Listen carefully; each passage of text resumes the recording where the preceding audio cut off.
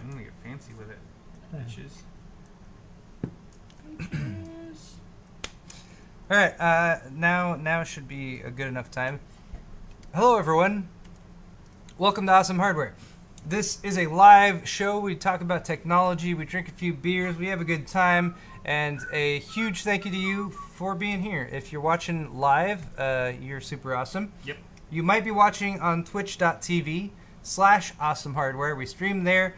We also stream to our YouTube channels. This is my half of the show, the second half of episode 119B on my channel, Paul's Hardware. We already streamed for about an hour on Kyle's channel, Bitwit, so check the video description for a link to that if you missed it. Since we do drink a few drinks on the show, we do occasionally use some adult language and that kind of thing, so be forewarned if you happen to be sensitive to that kind of talk. Fuck.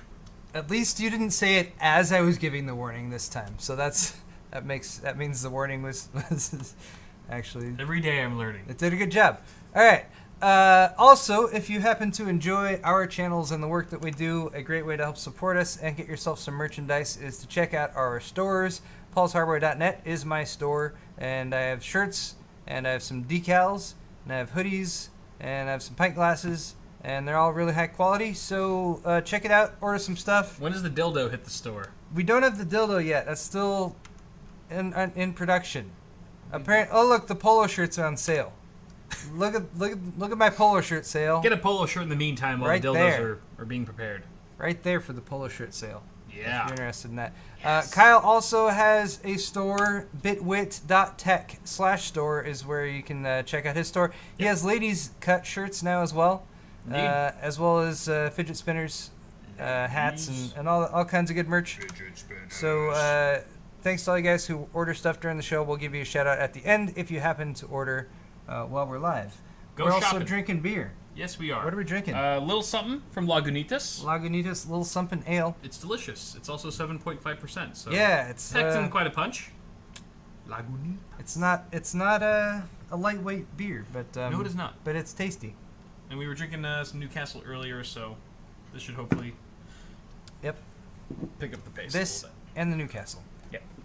All right, let's get right into the planned content for today. Starting off with tech news. Woo! And are you guys familiar with Intel? I've heard of them. They make processors. They have a really I've heard of processors. fancy high-end processor that they've been teasing since June called the 7980XE. The i9 7980 Extreme Edition. We thought this was going to be coming out when the rest of the Skylake X stuff came out, but they delayed everything beyond their 10-core part, the 7900X. So the 7980XE, as well as the 7960, 7940, and 7920, are going to have 18, 16, 14, and 12 cores respectively. And this WCCF Tech article by Usman Perzada says that there's some leaked benchmarks. Now, these are not necessarily from the most reliable source, so please bear that in mind. It's a WCCF Tech article. Grain of salt and all that good stuff. These were actually derived from a... where were they derived from? A Korean bulletin board, which showed screenshots, however, of the 7980XE running Firestrike physics, as well as several comparisons, at least in screenshot form, to some of the specs and temperatures running against an i9 7920, which would be the 12-core variant. The tests were run on an Asus Rampage 6 Apex X299 motherboard, and the Firestrike custom physics score was 37,485, which is pretty damn impressive. That's a pretty high score. Now, there's a bunch of other screenshots. You guys can check these out in the article. They're probably too small to actually make out much of the text on them or anything like that right now either. But these are of just, they were using the ROG Realbench to run some tests, so you can see some temperature numbers, as well as some various overclocking performance, again, assuming this is correct. They even posted screenshots of the actual UEFI BIOS, showing the overclocking frequency that they were going for and that kind of thing. So there you go. Nice. Now, if you want to compare the physics test result to a more normal test result, 37,485 Firestrike physics. The 7900X 10 core at stock scores about 10,000 on that. Wow. So 10,000 versus 37,485. The difference there would be going from 10 cores to 18 cores. Not Yep. quite 2 times the number of cores, but also going from the stock frequency running across all cores of the 7900X, which I believe is going to hit you at 3.2 to 3.3 gigahertz. Although I could be wrong on that. I didn't put that in my Sounds notes. Sounds reasonable. Forgive me if I'm wrong on that. But comparing that to the 4.8 gigahertz overclock across all cores that Oh, yeah. supposedly Oh yeah, this overclock was doing. that's several gigahertz That's of still speed. that's still a pretty huge jump, 10,000 to 37,000. That's So nuts. I don't know. It was a custom Firestrike benchmark. If you run Firestrike physics tests only, it will pop up with the results as custom. So it still could be the legit just physics tests, but we're not sure if they went in and made any other adjustments to the actual settings of the test. So that could be a variance as well. Right. There are some more detailed specs on the actual CPUs in the screenshots, though. For instance, the V-Core was set to auto. It was peaking at about 1.25 volts, which is pretty nominal for a Skylake X. And the 7900X, I'm sorry, the 7920X, that they also apparently have a version of, can be seen in some of the screenshots if you're interested in the frequencies and temperatures. However, they didn't Say what cooler. publish any Firestrike score with that. They didn't say what cooler was being used either, although they did say it was being liquid cooled. So we're not sure if liquid cooled I see. with like a shitty Ace Tech Right, 120 or liquid-cooled, like custom. a really nice custom setup with a Right. multiple radiator configuration or something like that. But it was on liquid, Okay. which does do a much better job of efficiently moving the heat away from the CPU, Yeah. which I think would be important with something like this. Yeah. Now, we also briefly discussed on Kyle's half of the show Der Bauer's recent delitting of Intel's 12 to 18 core Skylake X CPUs, and you can see that the die on them is fairly substantial. I believe this is the smaller core count, the medium core count die on the top, and the larger core count die on the bottom. It and you almost can looks see like it's- someone photoshopped just a black square there. yeah, it's substantial. It's much larger. So not only is that larger though to house more cores, and it's obviously a completely different die and a different. It's using the same architecture, but it's a different actual design for an 18 core, 16 core, and 12 core CPU and 14 core.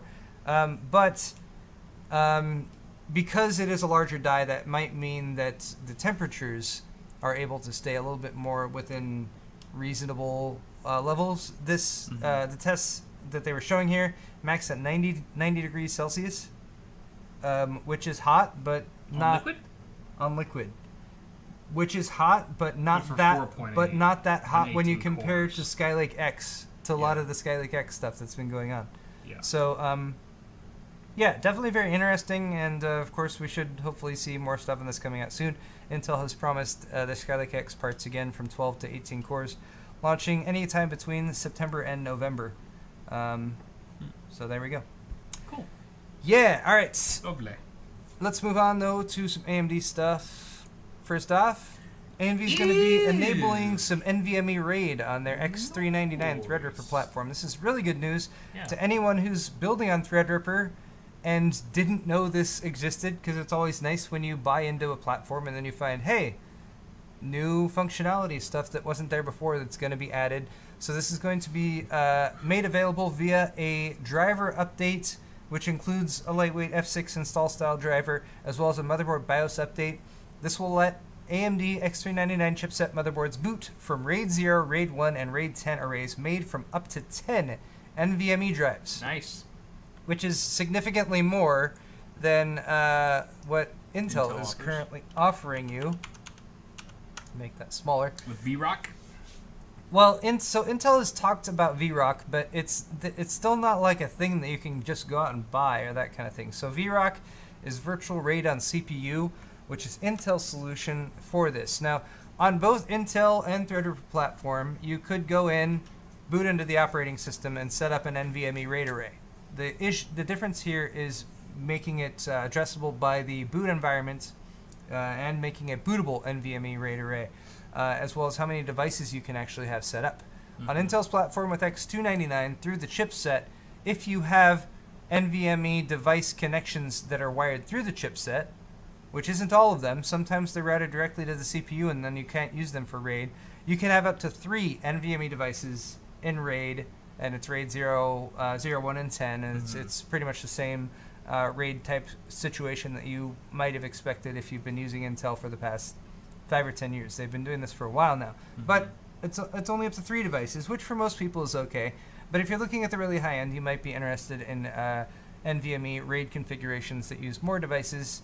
So it's really cool to see AMD enabling this, doing it via just a software update, and saying like, here you go, guys.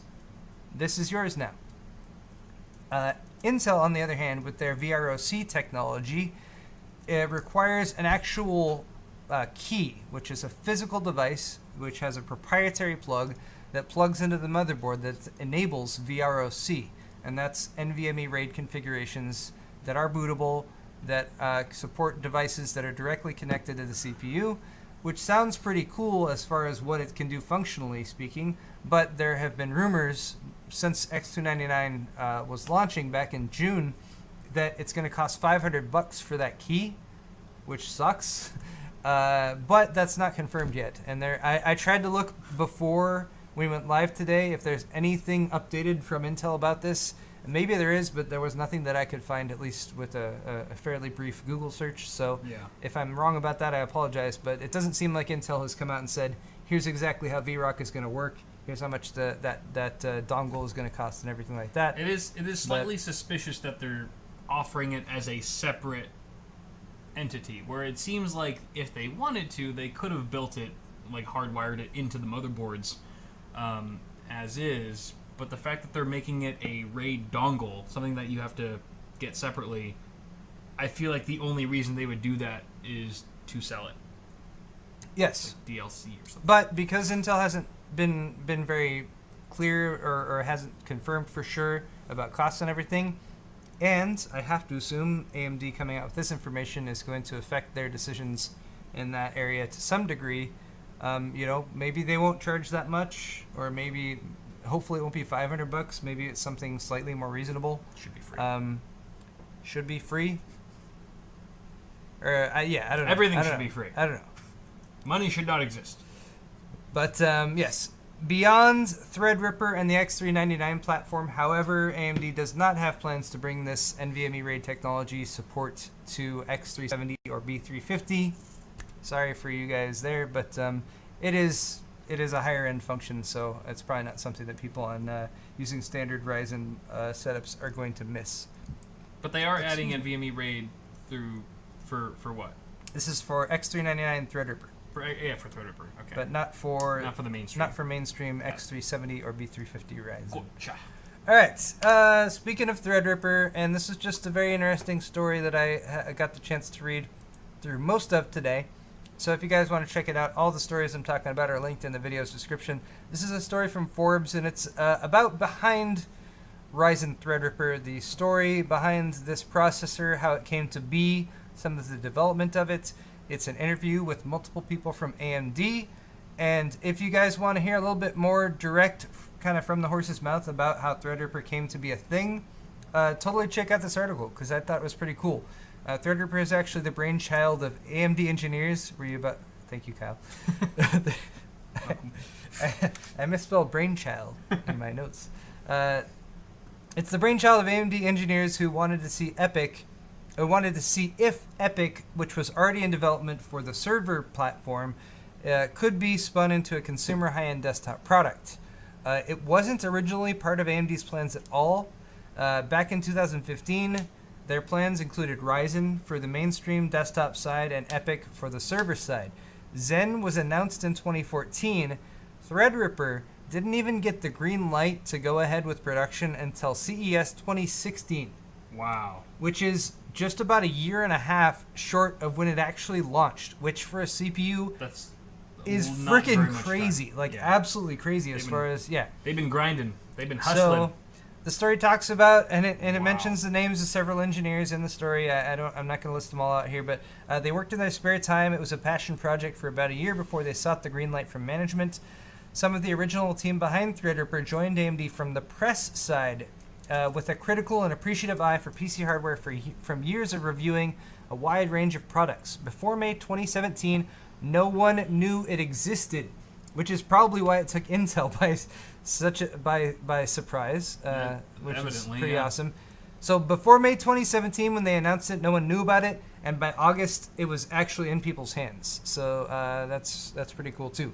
Also, a little tidbit from the article: Threadripper was the code name of this project, and they decided to keep that through and go ahead and use it as a launch name and an actual retail product name, which is actually something that I've suggested many times in the past when I've discussed CPU code names, because CPUs have code names like we refer to them, we call Skylake processors Skylake. Intel doesn't call them that. They're Right. Intel 8th generation core, whatever the hell version they're on now. Sure. All of these CPUs have code names that the pre-launch code names. We, the enthusiast community, learn those and we start discussing it, and it becomes branded with that code name, and then they launch it as a Intel Core whatever series blah blah, and they try to ignore the code name. Thankfully Newegg and a lot of websites are no, people look for Catch Skylake, on, we should yeah. put Skylake in there. Right. But yeah, it's one of those things where and it's a good name too, so fun code name for a project that's AMD I wonder if the code name comes from the engineer or the marketing side. engineering for sure. I feel like marketing should run with I mean, that. okay, It seems like a can- marketing thing, right? Like a code name. Because that's very marketing. so all right, marketing. I could totally be wrong about this. So anyone from AMD who knows better, please correct me. But my assumption would be that the code names come from the engineering side, because they're working on the early projects in the early development stages before marketing even has heard of or knows it exists. Yeah. And they need something to go ahead with as far as talking about project that or project that. Right. So that would be my assumption. It's not till products get much closer to launch that marketing actually starts digging in and says, how can we sell this to people? Right. But I could totally be wrong there. So, yeah, just want to say I'm not absolutely sure about that. Yeah. All right, let's talk about 8K TV. Ooh. Everyone who just bought a 4K TV You're all was like, huh? outdated and Sharp. obsolete. I know. You suck now. Damn it. Sharp is ready to sell 8K consumer TVs, especially to those of us who just bought 4K because we're upset. They announced their 8K Aquos television series. They're coming to Japan and China by December of this year. So that's within the next 3-4 months. With releases in Taiwan and Europe also planned for early 2018.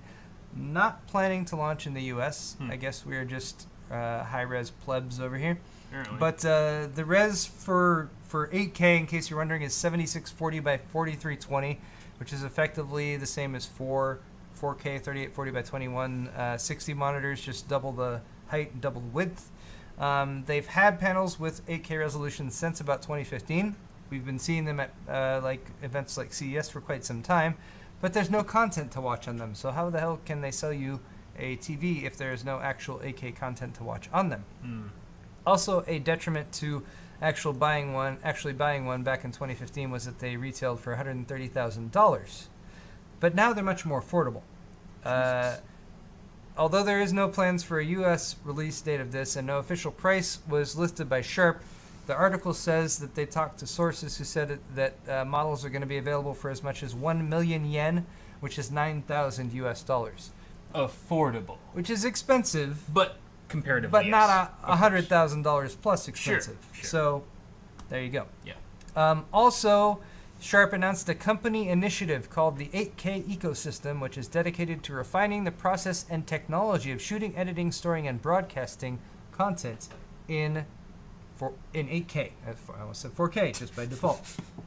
In 8K. So we need to hit up Sharp and be like, hey, Sharp, we need to start making 8K YouTube videos. Give us some 8K cameras and stuff like that. That's what I'm getting out of this. More importantly, can I open a bottle with a failed acrylic PETG? It's not failed. Oh, it's not? So I shouldn't use it. I mean, Okay. I don't know. I don't know if I'm gonna try to. What about this one? All of those are the actual tubes Oh. from Arctic Panther. I'm sorry. The spoon's right there. Oh, spoon. You got the spoon right Forgot there. about the spoon. Would have been cool if I could have opened it with a piece of tubing, though. Just It saying. would have been fancy. I mean, I have no doubt that you would have been able to do it, but Next time on Dragon Ball Z. Exactly. Carry on. all right. Japan's telecommunications ministry is pushing for production and broadcasting of 8K technology by next year. This is to ensure that they'll be ready for the 2020 Tokyo Olympics, Oh, broadcasting in 8K. beautiful. Online? But if the distribution of these TVs is to any indication, like, how are we going to watch 8K Tokyo 2020 Olympics in the U.S.? Yeah. I want this. We are the bottleneck. We need more 8K TVs More pixels. deployed. We only got 3 years. Deploy 8K. We'll figure it out. Okay, yeah, and I already talked about the U.S. release date and everything, so let's move on to the next segment. I'd love to game at 8K. Just This see is what could actually run it. What game could run at 8K? Counter Strike, Lots of CS:GO, games can run at 8K. It's just, Solitaire. Yeah. Can you turn up Just not the good resolution? ones. Just not the good ones. 8K with 8 times MSAA. Oh my god. My god. Minecraft. There's a game that needs MSAA. Anyway, carry on. Exactly. All right. Here's a new segment. It's called cryptocurrency. Cryptocurrents. It's really not a. It's a bad segment. No, I like it. But Has a good ring to it. cryptocurrency. Like current. But then, current but then events. when I made the lower thirds, I said cryptocurrency. Cryptocurrency. See? See? Cryptocurrency. See? It's even better. I don't know. I like it even more now. I'm not sure- I'm And not it's still got the lamb thing, whatever It was that is. really last minute. It was really last minute that I made this lower third. So there. People there will you just go. be trying to figure out what the hell It means something. what's the significance of it. All right, so we're going to talk a little bit about cryptocurrency, Man. your Bitcoin, your Ethereum, and whatnot, your altcoins. First off, China has some pretty massive news that they dropped yesterday, at least when it comes to cryptocurrency. They have banned ICOs, or initial coin offerings, which is something that happens quite regularly in China. What's an initial coin offering, Paul? An initial coin offering is when a new cryptocurrency, because Bitcoin is one cryptocurrency with a set of tokens and an algorithm that does all the work and keeps its ledgers and everything. Right. You can make another one with a different whatever, and there's tons of them all over the place, and Yeah. some of them gain more legitimacy than others. Right. Some of them get listed on certain coin listings. Mhm. Some coin listings are more prevalent and well known than others. Mhm. Some types of cryptocurrency become more prevalent and well known and more accepted than others, to the Sure. point where something like Bitcoin, which is the most well known cryptocurrency, can be traded much more easily for cash or used to purchase goods or anything like that. And there's sort of this levels of acceptance that cryptocurrency gets, Mhm. I guess. So Bitcoin, obviously the biggest one. There's tons of other ones as well that have been around for more time or less time. But when a new type of cryptocurrency is launching, it will now have what is called an ICO, or an initial coin offering, I see. where the initial tokens are distributed to people who invest in that coin or in that type of cryptocurrency, and then they can start using those tokens to mine that cryptocurrency. Gotcha. There you go. That's a general assessment of it. I know there's lots of details and everything that I'm glossing over. Makes sense. Sorry about that. But on Monday, 7 China-based regulators took sweeping action against domestic initial coin offerings, specifically in China. It hit all aspects of the market. It called on many exchanges to cease trading of their ICO tokens and demanded that platforms issue refunds to Wow. lots of people. Serious. So previously, projects on Chinese sites like ICO Age and ICO Info routinely raised between 3,000 and 5,000 bitcoins via token sales. And since a bitcoin is now worth well over $4,000, that's a pretty substantial amount of money. Wow. This resulted in a pretty substantial dip in Bitcoin prices, as well as lots of other coins over the weekend. Although this is today, where it seems to have recovered quite a bit. Whenever I'm deciding to talk about cryptocurrency, I'm always like, what am I going to talk about when I'm looking up stuff earlier in the day, and what's it actually going to look like when we talk about it right now? Yeah. But here's what I really wanted to talk about, which was that Bitcoin's price hit an all-time high Wow. Late Friday, early Saturday, depending on your time zone and that kind of thing. This chart doesn't show it, but it actually did peak over $5,000 per coin. What kind of... All right, here's what no one's told me yet, is what kind of mining rig do I have to mine 1 Bitcoin a month? Oh, something insane. Like, a single Bitcoin is a lot. You're mining very, very small portion, like small fractions. percentage, fractions of yeah, it. small chunks of a coin Okay. is what you get right now. All Because right. a single coin is now divided up many, many, many times. Sure. Because it's just computers and math, Just and wondering that's easy for computers what to that do. rig would look like to get 1 Bitcoin a month. It would be, yeah. need- It wouldn't be a you need rig. It would be a house. big warehouse full of many, Warehouse. many rigs and that kind of thing. All right. So Bitcoin peaked. It dipped off after that, because that's a lot of times what happens with stuff like stock and coins and whatever. And then here's what happened Monday. Monday is when the actual China news came out. And there it tanked off quite a bit and actually got down to almost $4,000. Although today, this is mainly what it's done today. It's been recovering all day today, and it's actually gotten up back almost about $4,500. So Bitcoin's price was definitely affected by this news from China. And actually the other coins, altcoins, non-Bitcoin coins like your Ethereum and whatnot, were also hit, and significantly more in some cases. Ethereum, for example, was up 2.9% earlier today, but still down more than 20%, because on Friday it peaked at $390, and now it is much less than that, and I would bring that up right now, but I'm not fast enough. We'll figure it out later. Anyway, however, due to this increased popularity of crypto coin mining and the widening knowledge of what crypto coin mining is, and therefore also lending to its legitimacy, we're seeing increased prices, but also we're seeing stuff like celebrity endorsements. This is an article from MarketWatch, for example, that talks about some of the ups and downs of cryptocurrency, Bitcoin, and Ether over the weekend. Also pointing out that we're getting random like celebrity endorsements for ICOs, like Paris Hilton What? was tweeting For ICOs? about a Lydian Coin Ltd token for a new ICO. Floyd Mayweather is also behind another one. What the fuck? It's just it's getting a little bit crazy. That's pretty insane. It's also drawing more attention from governments and regulators, however, though. So in the United States, the SEC, or Securities and Exchange Commission, in case you're not sure what that means, recently warned that it may treat such coin offerings as securities, which would open up cryptocurrency industries to stricter oversight, at least by the U.S. SEC. Also mentioned in this article is that a Nobel Prize winner, Robert Shiller, also said Bitcoin is the best example of a massive bubble right now.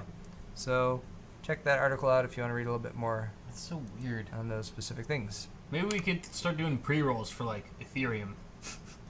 Whoever controls that. But see, that's the thing, is it's decentralized. I know.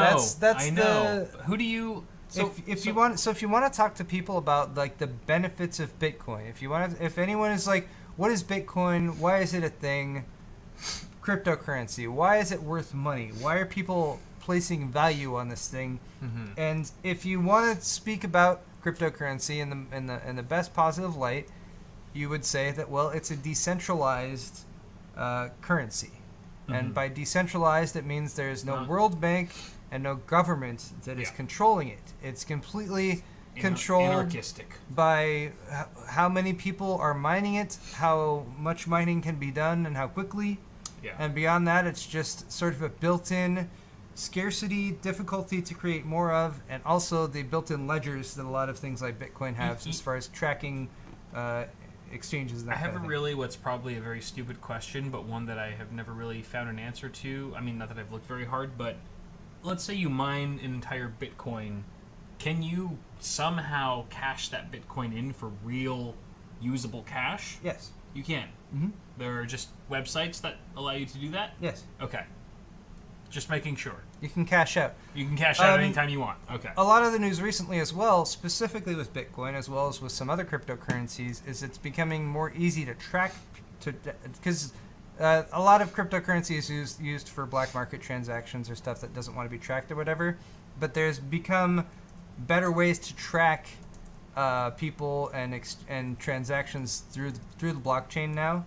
So if you want to get cryptocurrency and cash it out, and you don't want to be tracked, you should trade it for a different type of cryptocurrency before you cash it out. That's the best. That's the best way to get around that kind of thing. Anyway, another quick article here, just about some follow-up and some fallout from the China ICO ban. Cryptocurrency industry leaders weigh in, discussing everything from how China just loves to ban stuff in general, to people who are hating on the ICO market, to people who are positive about the ICO market, to people who think that overall this has no impact on Bitcoin and very little on Ethereum, and it's probably not going to have much effect at all. I do not at all proclaim to be extremely knowledgeable in this area, so I mainly want to present information to you guys rather than saying that one person is right or the other person isn't right. But hey, if you want to follow some people on Twitter, check this article out. And they're all pretty into the cryptocurrency mining thing. Cool. There's also some bad news on the horizon, potentially, for China in particular when it comes to ICOs and cryptocurrency markets. This is probably just the beginning.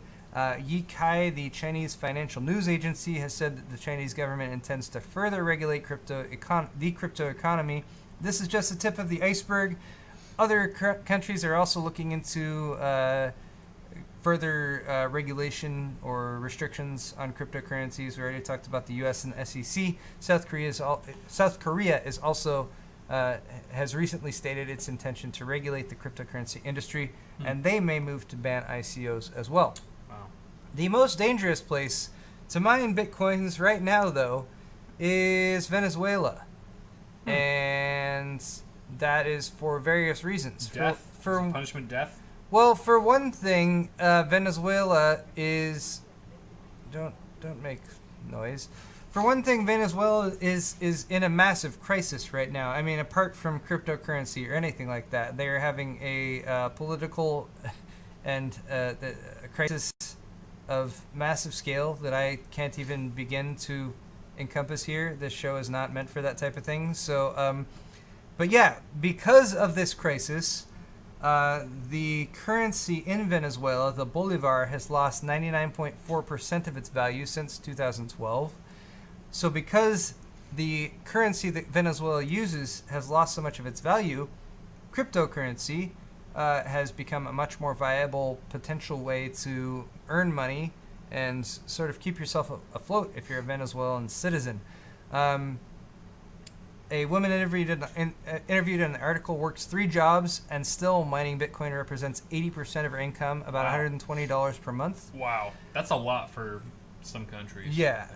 Huge amount. Also, it's interesting to point out that mining cryptocurrency is not illegal in Venezuela. I originally was looking at this and being like, oh, well, obviously they must have banned it or something like that. It's not illegal. However, the police have been arresting miners and charging them with energy theft and possession of contraband. Wow. The Venezuelan government views cryptocurrencies as a threat to the already weak bolivar and its strict rules about capital flight. So for those reasons, even though it's legal to mine in Venezuela, people have still been getting arrested, and especially larger operations they have been going after.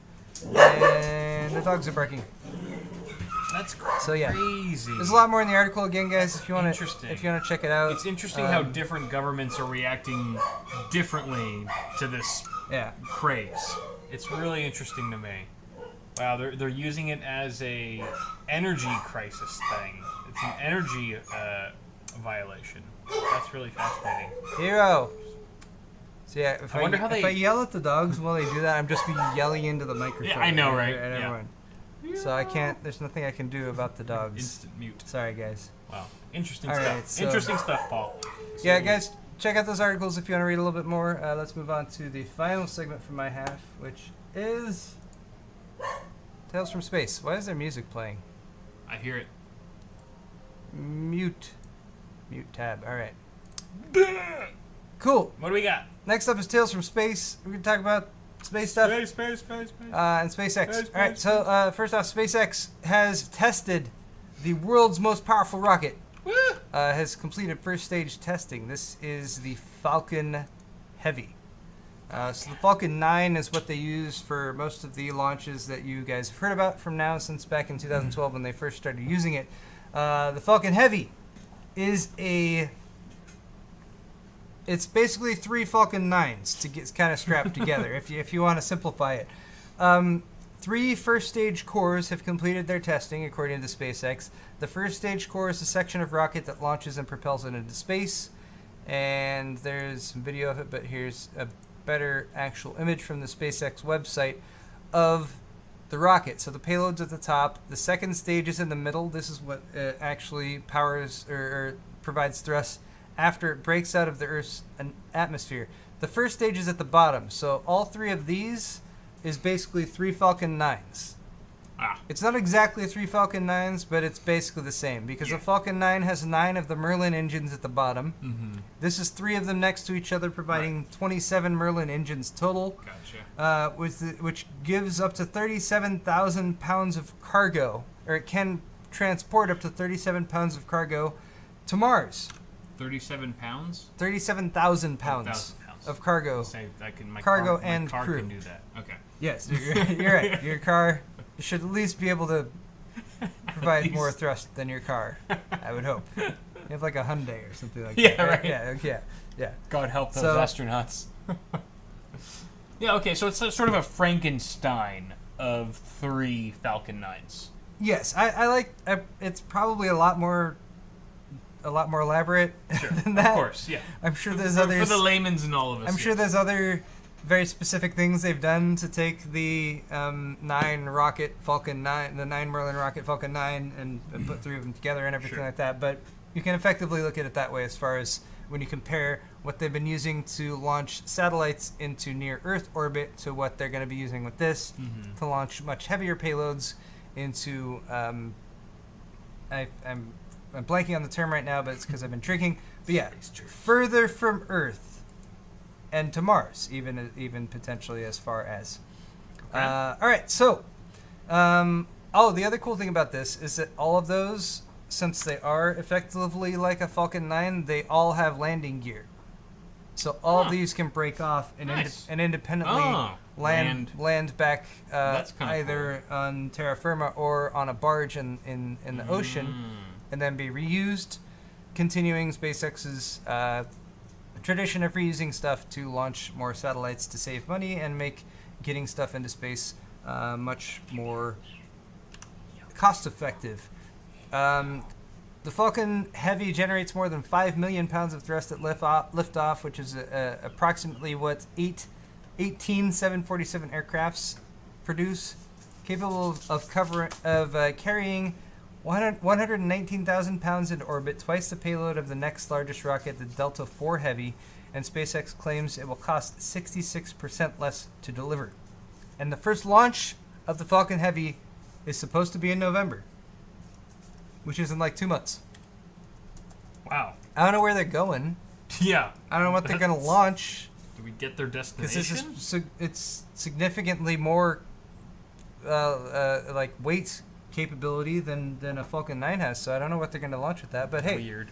I will definitely hang out for that, because I don't want to say that SpaceX's regular launches have gotten boring, but they're getting better at them, and they're becoming more of a regular thing. And even Yeah. stuff like reusing the Falcon 9 rockets has become a little bit more commonplace. So, Right. for instance, in October, they're going to be launching the EchoStar 105 and SES-11. It's sort of a joint, a collaborative satellite. They're using another partially reused Falcon 9 rocket. This is going to be in October. Luxembourg-based SES and EchoStar of Inglewood, Colorado, ordered the satellite from Airbus Defence and Space in August 2014 as a replacement to their AMC-15 satellite, which is now 13 years old. This was actually supposed to launch in 2016, but it was set back to the September 2016 Falcon 9 explosion, if you guys remember that, which was caused due to the temperature that helium fuel is when you load it into the rocket. This satellite will cover the Americas, including Alaska, Hawaii, Mexico, and the Caribbean. All right. Wow. Voyager 1. Voyager 1.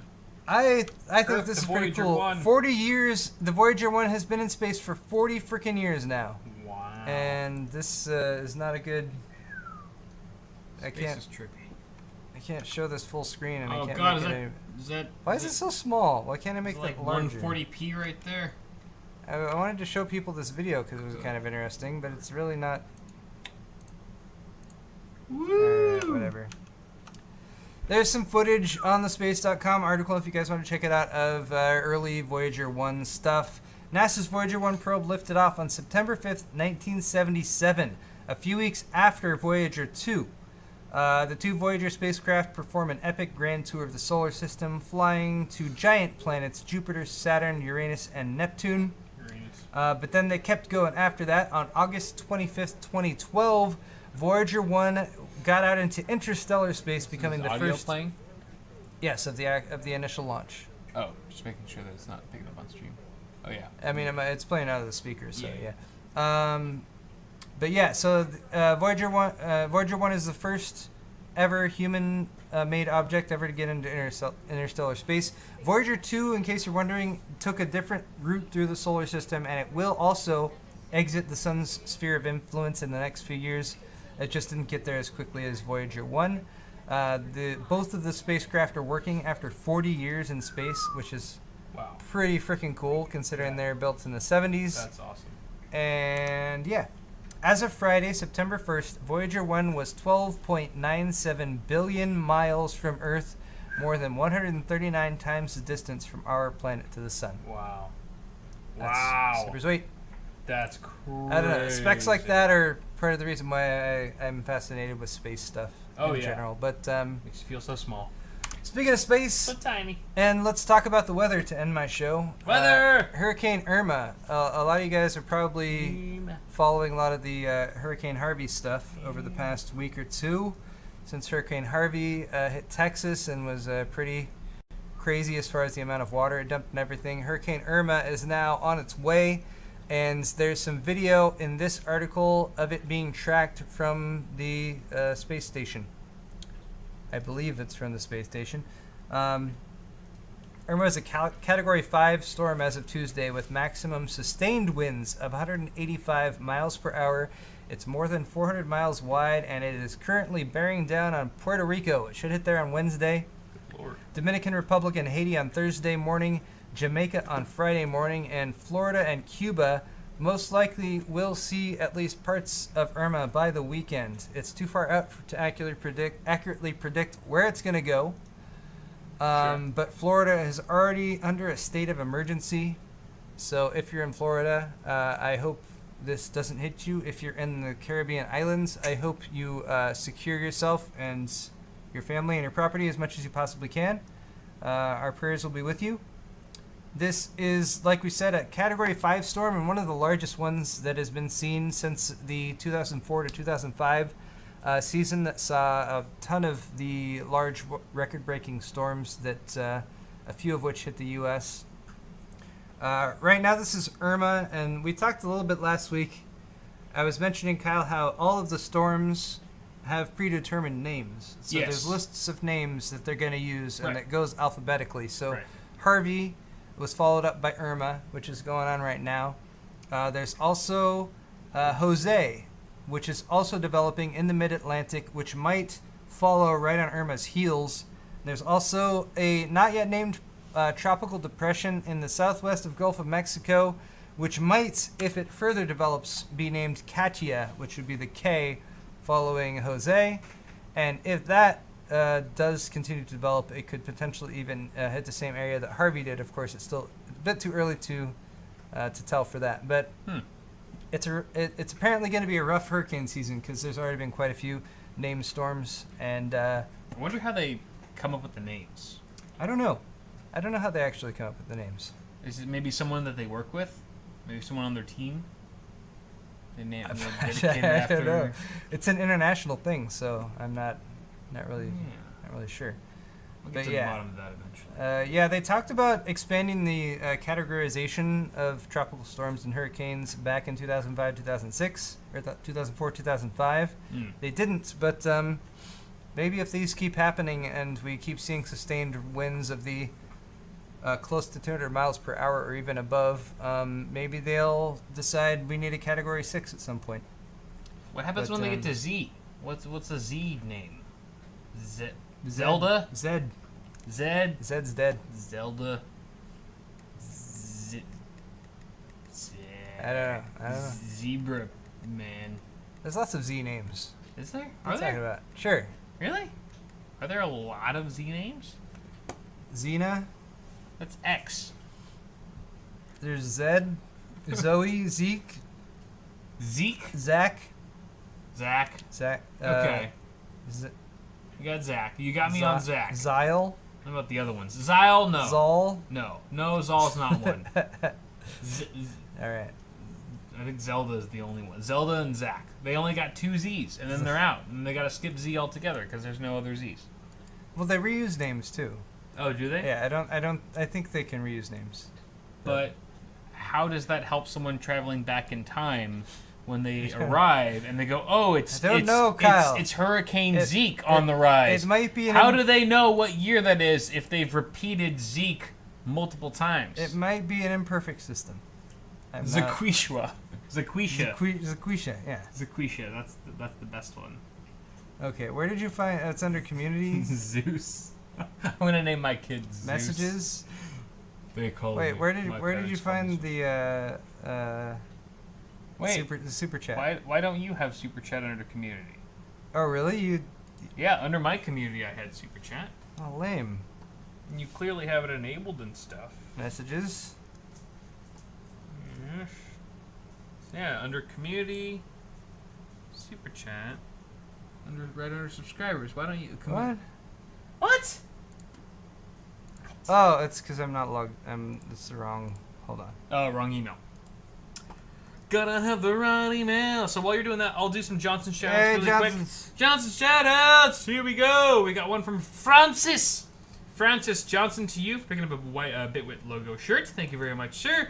We've also got one from David, or David, however you pronounce it, for picking up a black ceramic mug with the Bitwit logo on it. And finally, we have one from Matt. Matt DiGianfilippo. I'm glad I was never one of your teachers, Matt, because it's a terrible I know last that name to name. pronounce. Thank you very much for picking up some pint glasses.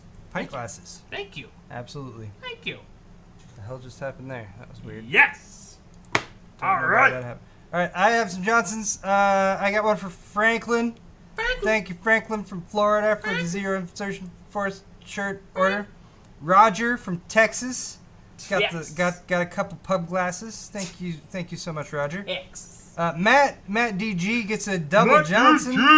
Also got the pub glass from me from Arizona. Thanks, Matt. David gets a Johnson. David from New Hampshire. Thank you so much for getting that thumbscrew shirt. And finally, Francis, also a Johnson for you. Francis from New York got the thumbscrew shirt too. You're super awesome, and I love you. I love you so much. All right, let's quickly, if I can, go over some super chat comments that came in. First one's from Automatic Matt. He said, "Please don't cancel next week's show." I don't think that is planned. No. No, yeah, next week we should be live, No way. same bat time, same bat channel. We'll be here again. Yep. Because Kyle owes me one. Leo El Primo. Hey guys, first time I've watched live since I started watching in March. $20 donation, by the way. Nice. Building my first game PC, should there be an order of buying parts if I don't get it all at once? $1,500 PC, $500 increments. Great content. Ooh. I try to get the functional parts of the PC up and running as quickly as possible so you can test them. That's the main problem of buying piecemeal, is testing stuff like the motherboard and the CPU and whatever, because you want to make sure that they're not defective. There's a very small chance that they will be, but if they are, you want to catch it early, especially before like your 30-day replacements period runs out. So I would say try to get like CPU, motherboard, memory, Yeah. and power supply, I guess, first, so you can kind of put those together and make sure it's functional. Other stuff like maybe case and graphics card, you might be able to delay a little bit. That would be my suggestion, though. Thank you, Leo. Cell Processing, $5 donation. Why are you donating, Cell? Stop it, Sal. Oh, and thanks, Spider-Fan, for running the first half. You're awesome. Don't listen to Kyle, and happy birthday, Heather. You're very awesome, too. Has Cell joined us? Is he here? Yes, he is here. Has he been collecting? Yeah. Oh, so I'm. He's been doing all the things. But did you tell him that we don't need him anymore? Because it's just YouTube has a thing that lists them all. You're right. Yeah, Sully, you're fine. Just kidding, Sel. You're awesome. We still love you. Nick Duncan says $5 donation. Cheers, Paul. Here's your cut. What do you think of a 4820K OC to 4.6 gigahertz with a 1080 Ti? Would you anticipate any CPU bottlenecking? I mean, very, very, very slightly, but you're fine. Especially with the overclock, you're good. Yep. 4820K is, yeah, I mean, it's not like the fastest on an IPC level, but yeah, I wouldn't complain too much. Sell again with the $5 donation. Kyle, sorry man. Shout out to Logic Gear for the fun garage LAN and Henrizel for the PAX Pass. P.S. Paul Stacy at Cooler Master says return her emails for that. sorry, Stacy. What? That's just funny. Because I talked to Stacy not too long ago. Oh. It's just funny that she told Sel to tell you to reply to her emails. I haven't been responding to any emails in the past like 2 weeks. That's funny. It's awesome. Yeah. But I feel bad because Stacy, yeah. I have Stacy bad went to and Cooler nice Master. feelings. She was at Patriot before. Now Yeah. she's at Cooler Master. I know. All Heather, over the place. Heather, Kyle's wife, donates $5 to me and says, "Hey, Paul, enjoy dinner What? with Kyle tonight. Can't wait to see you and Diana on Saturday. Oh yeah. Kyle, can we go to breakfast for my birthday tomorrow? Wifey sauce. She wants pancakes. Sure. Did you know that it was her birthday tomorrow? I did. Of course you did. Of course I You're did. completely aware of that. Yes. We will go to breakfast She tomorrow. did a honey. pancake emoji. If you guys go, She's a breakfast If you guys fiend. go to the place in La Habra, Arthur's? Arthur's. If you guys go there, let me know. I will meet you. We should do a meetup at Arthur's. I will meet We you should- for we should- breakfast. I should talk to the owner of Arthur's. That place is awesome. All right, Sebastian Casella with 80 Ars Technicas. When will we be able to buy some awesome hardware midget spinners? Midget spinners. Whoa. My midgets are trying to get more money just by being idle on the floor. Great show. I don't know. That's Sounds it's vaguely offensive. vaguely offensive. Dwarfism. I Or is believe it offensive that we don't offer that type of fidget spinner? Who knows? The internet will take it. Probably any way the they former. Yeah. Christopher Calvary, $5 donation. Also, one of my super chat questions last week got skipped. I'm sorry about that, Chris. Can I tweet it at you? It'll come from at LT Calvary. Chris, I cannot promise that I will see that because I've been a little bit less active on Twitter recently, but I will try my best. Wait, you donated another $5. Jay's 2 cents mentioned Arctic Panther in his How to Dye Water Cooling Fluid video, but there was no roar. WTF, Paul, you're supposed to be on top of that. I don't edit Jay's video. I'm sorry. You need to. That's like trademark. But like, you're right. Like if anyone It should uses happen- Arctic Panther in a video, except I wish for the it one had, that we're I in now, wish it had that power to just happen automatically it should. It should when just I come on. when I say it should. Sounds should come with certain Yeah. words. El Jefe Reviews, sup guys? Here's another $5 to keep the great content coming. Both of your channels inspire me to continue to improve my content with each upload. Thanks, you, Jeff. thank you, El Jefe. Hefe. You're the best, and I'm glad we can provide some modicum of inspiration. Yes, Fred Rant. Hold on. Oh no. Fred Rant donated $5. 1, 2, 3, 4, 5, 6, 7, 8, 9, Wow. 10 times, 11 times of 20. I don't know if this stopped or if it cut off or whatever. So Fred Rant donated $5 20 times. This was my idea, by the way. This was Split it my up: idea. 9 of 20, 8 of 20, 7 of 20, 4 of 20. Fred, thank you so much. I'm glad that there's software and computers that will add that all up and combine it into $100. Thank you for your support. The Rai Chanek, Iraq war vet here. Oh, thank you for your service, sir. Kyle, I will totally come and yell at you while you build a computer. You guys are awesome and would love to do this. I love getting yelled at while building. Yeah, computers. that That's would my favorite pastime. that's a great idea for a video right there. Automatic Matt with another $10. Please welcome Claire to the club. Bitwit, she's returning a PC building for the first time in 7 years. I'm not on death row. I'm joining the army on the 18th. He's joining the army. See, I was right. He's shipping out. Yeah. Shipping out. Well, welcome Claire to the PC Master Race. And welcome Claire. You are now one of us That is awesome. forever, and you can never leave. It's like one of those like Blood or Crypt gangs where like when you join, do the initiation, like if you try to leave, we'll kill you. So welcome, and we love you, and there's nothing but peace here. And Matt, best of luck. Come back to us safely, my friend. Yes, I agree. that's what I will say. MB67, just lenticular, right? Hmm? Is that do I have that right?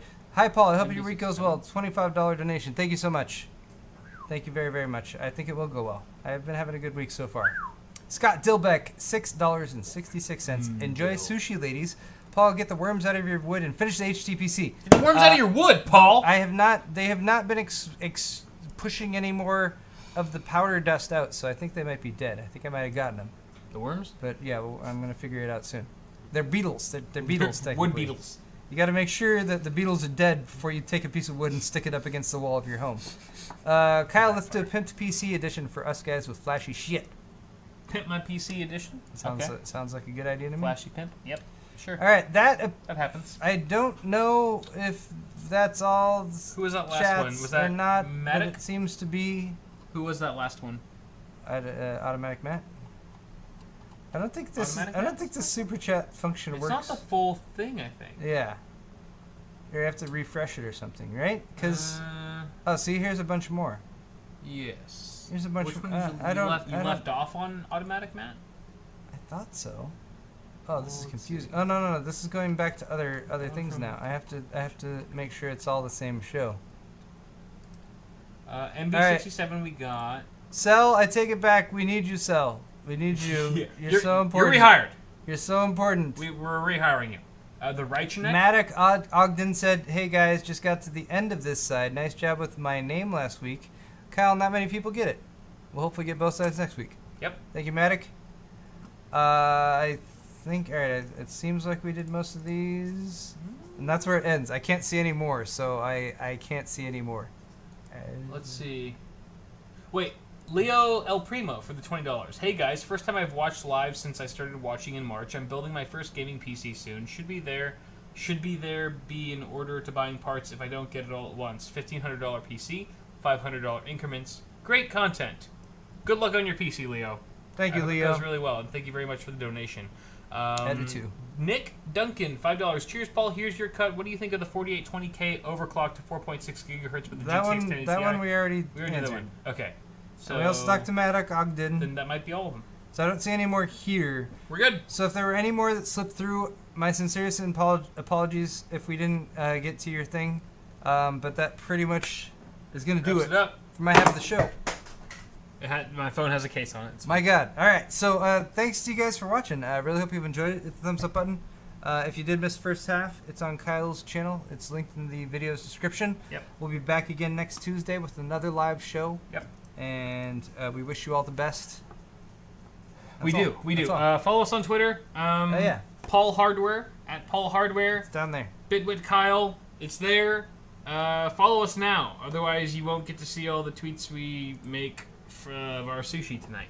Oh yeah. I'll be tweeting about my sushi. Sushi tweets. Okay. Stay tuned.